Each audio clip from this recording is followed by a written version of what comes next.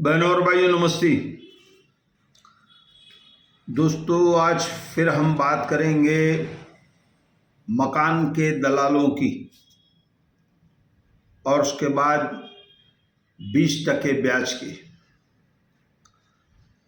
दोस्तों पहले मुझे दलालों की जानकारी दी गई और एक दलाल ने ही दी।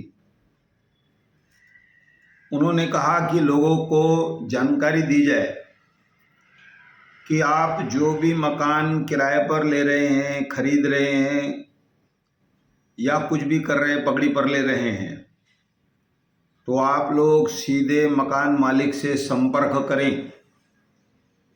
दोस्तों मैंने पहले भी पढ़ा है कि आप दलालों को वह पैसा दे देते हैं, लाखों रुपए होता है।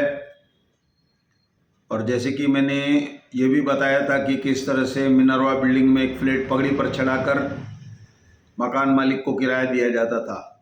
बाद में मकान मालिक को वो 5 लाख रुपए भरने पड़े।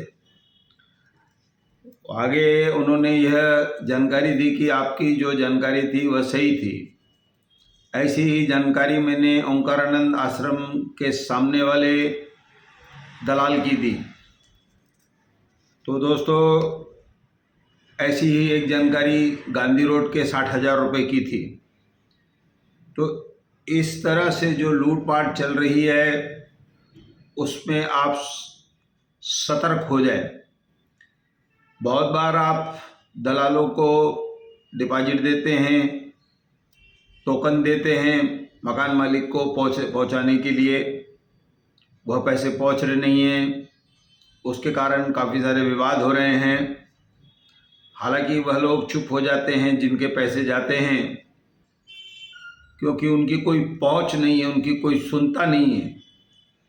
और उनकी भी गलती है कि वह पैसे सीधे उस मकान मालिक को दें। तो दोस्तों यह एक विडंबना है, आप लोग ध्यान रखिए, धोखे में मत आइए। अब उसके बाद 20% ब्याज की बात करेंगे हम। सबसे पहले तो हमारे बच्चे कितने बिगड़ गए हैं यह हमें जानकारी होनी चाहिए। और 20% पे जो लोग पैसे दे रहे हैं वह किसी को देने नहीं जाते, लोग उनसे लेने जाते हैं। हाँ, बात ये है कि वह लोग बाद में उनके माता पिता के पास पहुंचते हैं कि तुम पैसे दो, नहीं तो उसको मैं मारूंगा, उसको मैं ऐसा करूंगा। कई 100 गाड़ियां, दोपहिया वाहन उठाकर ये 20% वाले ले जाते हैं। दोस्तों लगभग मेरे हिसाब से 2 साल पहले 39 सेक्शन में एक बिजली दुकानदार भी था, उसके पास भी लोगों के बहुत सारे पैसे थे। दुखद घटना है दोस्तों, उसने आत्महत्या कर ली। ऐसे कई जाने चली गई है। अब ये लोग 20% पैसे देने नहीं आते, हम लोग लेने जाते हैं। बाद में ये लोग हमारे साथ दादागिरी करते हैं, मारपीट करते हैं, उनके माँ बाप से पैसे वसूल करते हैं और उसके बाद उन लोगों को घर गहने बेचने पड़ते हैं। इस तरह से शहर में यह धोखाधड़ी चल रही है। तो मैं आपसे निवेदन करूंगा कि अपने बच्चों पर ध्यान रखें। मकान के पैसे सीधे मकान मालिक को जाकर दें, दलाल के माध्यम से।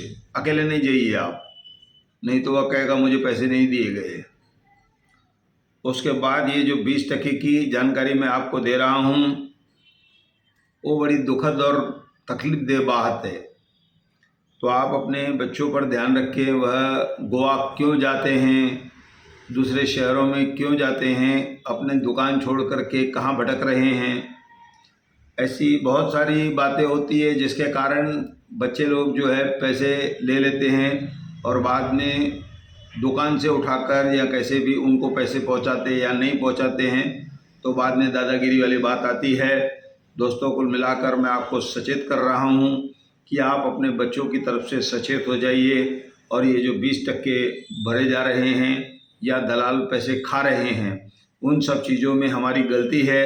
हम इन गलतियों को सुधारें, ऐसा कहकर मैं धन्यवाद कहता हूँ।